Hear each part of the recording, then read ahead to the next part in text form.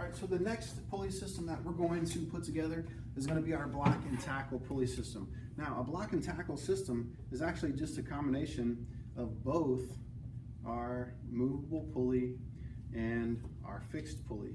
So our block and tackle is what we're going to do next. So I'm going to go ahead and disassemble this. Notice that we have some weights on this side, and I have used a couple of different small weights here to get this to balance out, because the last thing I wanted was for it to fly apart when it was sitting back here as a demonstration piece. So the first thing we're going to do is remove our mass,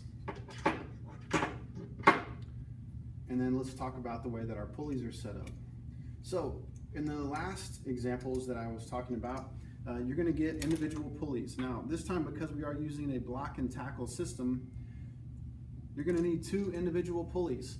Notice they're single pulleys, but one of these is going to be attached to our piece of wood, which is the same as a fixed pulley system. And one of these is going to be attached to our object, our mass, our load. So that would be our movable system, our movable pulley system. So we're going to go ahead and hang this one here like that. Notice there's hooks on both ends of this, which is going to be important for our block and tackle system. So the first thing that we want to do is hang our pulley from the wood. Part two would be to go ahead and hang our string from the bottom of our fixed pulley, and then weave this through the pulley that is going to get attached to our item. And notice we are going to go back over the original pulley. So what we have done in a sense is added one more string or rope, which is going to be part of our how to calculate mechanical advantage.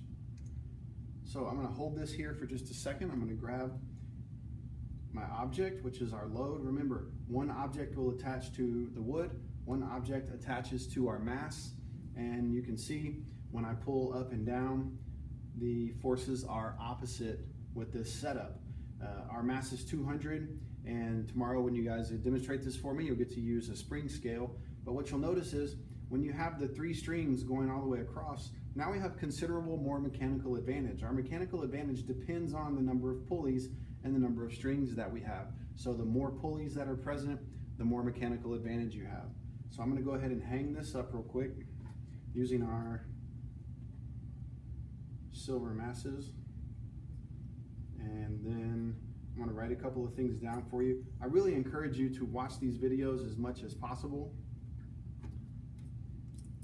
The reason for that is so when you walk in here tomorrow, you're ready to go. So the forces for this example are opposite. When I pull down on the string, our mass moves up. Okay, so I'm going to show you from the other side. When we pull down on the string, the mass moves up. Notice that our trade-off though is the distance that I have to pull on this side. Just to get the mass to move up, I don't know, about a foot or so, I have to pull all the way down almost to the floor for that to happen. So that ultimately is our trade-off when we talk about simple machines. You're reducing your force, but you're increasing your distance. Our forces in this case are in opposite directions, as you can see. I'm not going to edit that out, so you'll get to see that. So forces in opposite directions, and our mechanical advantage will depend on the number of pulleys and ropes. Hope you guys get a good giggle out of that. Like I said, I have no intention of editing that out.